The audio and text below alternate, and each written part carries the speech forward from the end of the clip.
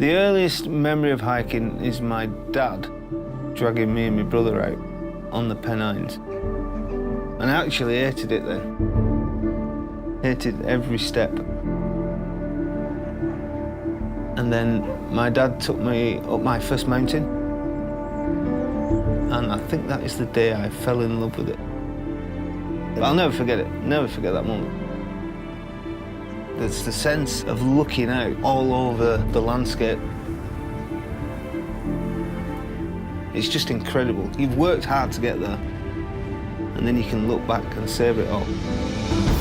I love just being out in nature. It's just wonderful. It invigorates me for the next week.